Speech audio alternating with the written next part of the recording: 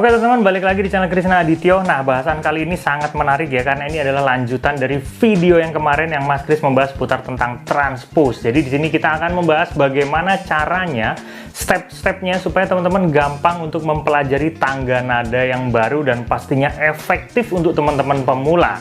Supaya nggak males dan tidak ketergantungan dengan transpose. Yuk kita langsung masuk aja ke segmen Piano Intrik.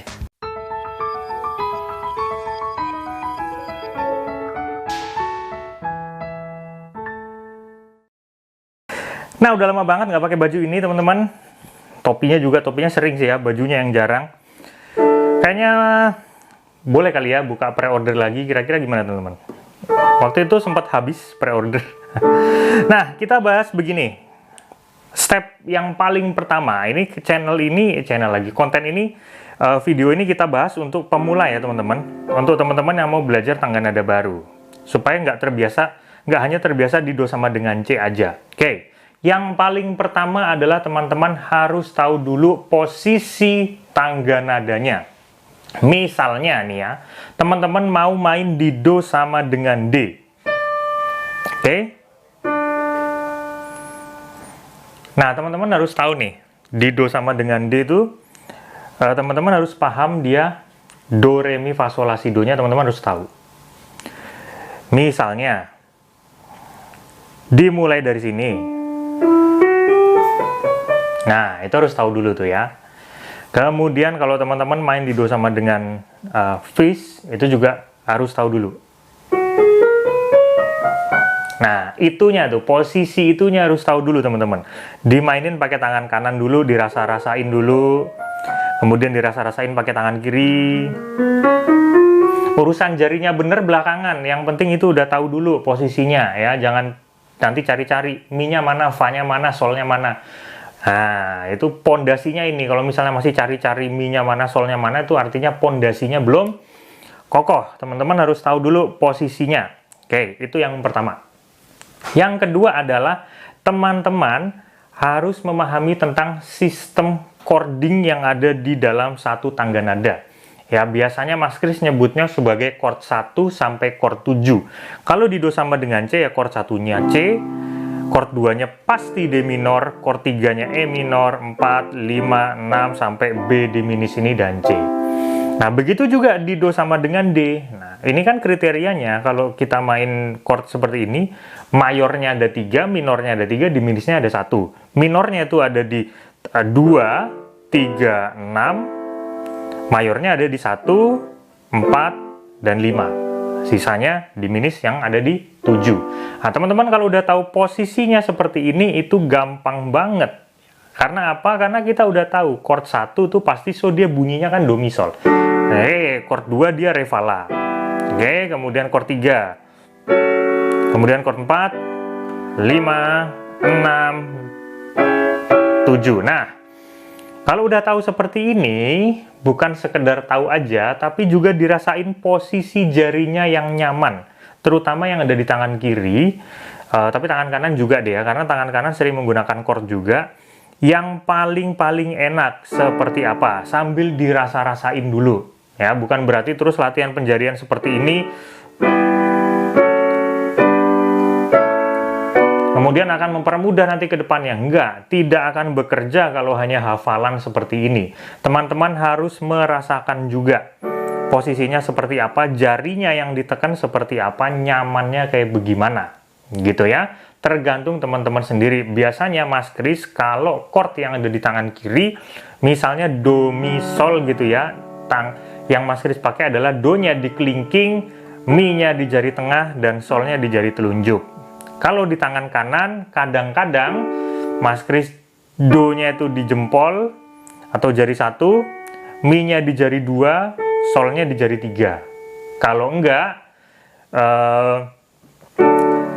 do, mi, solnya di tangan kanan, do-nya jempol, mi-nya jari 3 atau jari tengah, solnya jari 5 atau kelingking gitu ya. Terserah teman-teman yang kira-kira nyamannya seperti apa. Setelah mengetahui tentang progresi-progresi tersebut, udah tahu, nah, misalnya main di do sama dengan G, pam, pam, pam, pam, misal kayak gitu ya. Teman-teman rasain sendiri, teman-teman improve sendiri. Sengaja Mas Kris tidak tampilkan jarinya Mas Kris di sini, karena setiap orang itu berbeda-berbeda cara kenyamanannya ya teman-teman. Teman-teman cari sendiri konsepnya seperti ini, kurang lebih kayak begitu. Nah, kalau misalnya udah ketemu tentang progresi-progresinya tadi, teman-teman bisa mencari lagu yang paling mudah dulu untuk diulik, dimainkan di tangga nada ini. Andai pun lagunya bukan di tangga nada yang teman-teman mau belajar, misal lagunya teman-teman sukanya ternyata dia lagunya di do sama dengan S, teman-teman mau belajar di do sama dengan D, ya udah ditranspos aja gitu ya, simple ya, naikin separoh kan gitu. Nah, kemudian kalau udah selesai semuanya, latihan itu dalam jangka waktu 2 minggu. Jadi satu tangga nada dalam jangka waktu 2 minggu. Ini disclaimer dulu ya, belum tentu teman-teman mastering dalam jangka waktu 2 minggu ini. Tergantung dari latihan-latihan teman-teman sebelumnya. Tapi kalau hanya sekedar bisa, yakin bisa kalau teman-teman main 2 minggu ini. 2 minggu ini artinya setiap hari megang piano ya, bukan seminggu sekali. Kalau seminggu sekali ya berarti butuh 14 kali itu. 14 kali main, 14 kali 2 jam. Biasanya Mas Kris latihan tangga nada tuh 2 jam. Ya. 1 hari 2 jam. Kalau teman-teman bisa lebih pinter berarti ya teman-teman bisa 1 jam tuh udah ini ya. Udah lumayan oke, kali 2 minggu. Itu udah bagus dan nggak ada libur itu. Kemudian nanti teman-teman akan merasakan bagaimana caranya, efeknya, bukan caranya, bagaimana efeknya, enaknya untuk perpindahan-perpindahan seperti itu.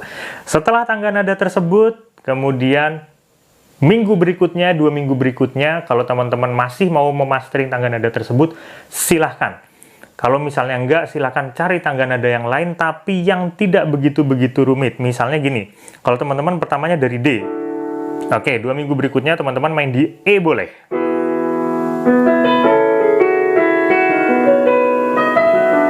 Nah, teman-teman bisa main di E.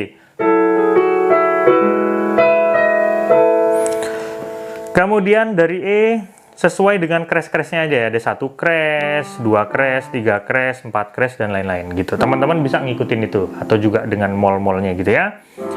Oke. Jadi ada beberapa poin di situ yang teman-teman bisa terapkan di rumah, dan ini kalau nggak diterapkan ya sama aja teman-teman, artinya tidak mau belajar dan dijamin tidak akan bisa mempelajari tangga nada lain. Oke, salah satu cara belajar yang mungkin efektif tapi Mas Kris tidak merekomendasikan adalah seperti ini. Ya, teman-teman belum tahu posisi tangga nadanya, tahu-tahu dengerin lagu, tahu-tahu nyoba langsung main di tangga nada itu. Itu bisa, tapi butuh keterbiasaannya cukup lama. Nah, Mas Kris memberikan advice di sini, teman-teman perhatikan dulu posisi chord-chordnya. Semakin banyak chord yang diperhatikan posisinya di tangga nada yang baru ingin dipelajari itu, semakin mudah nantinya untuk saat teman-teman mengulik lagu. Misalnya nggak hanya progresi 1, 2, 3, teman-teman juga cari chord inversi satunya gitu. Atau teman-teman bisa cari chord susnya. Ya, teman-teman bisa cari kombinasi-kombinasi chordnya yang lain, dihafalin dulu posisi chordnya.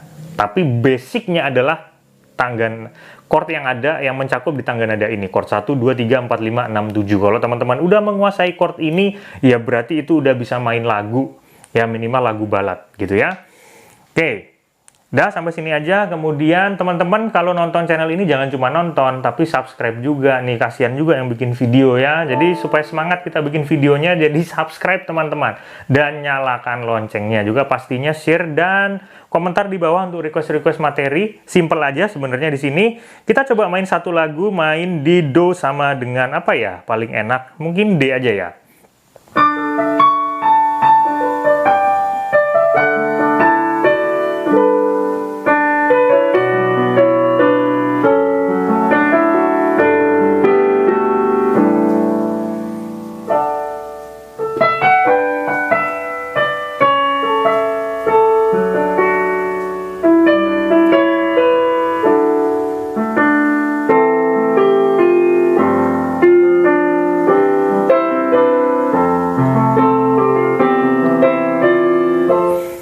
Atau main di tangga nada lain, kita main di agak sedikit susah, yang item-itemnya kepake semua deh. Kita main di do sama dengan Fish coba.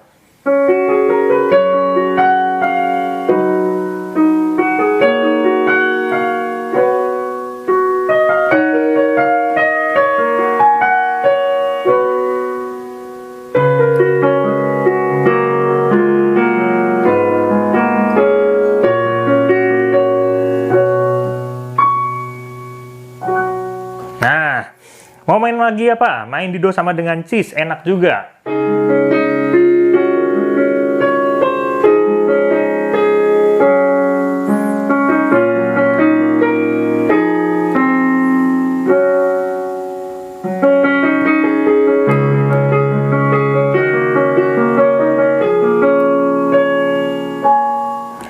Dan seterusnya ya, pokoknya kalau teman-teman meluangkan waktu untuk belajar tangga nada pasti bisa, dan efeknya itu sangat-sangat enak. Jadi nggak perlu tombol transpose. Mau main di piano apapun teman-teman bisa tanpa mencari tombol-tombol transpose. Artinya apa teman-teman? OTW menjadi pianis profesional. Kita ketemu di kesempatan berikutnya. Sehat selalu dan salam harmonis. Oh ya, buat teman-teman yang mau ikut kursus piano Badis ya, bisa offline, bisa online. Kalau offline ada di Jogja, kalau online silahkan di mana aja. Nanti cek di kolom deskripsi atau yang tertera di layar ini. Gitu ya teman-teman, kita ketemu di kesempatan berikutnya lagi. Salam harmonis.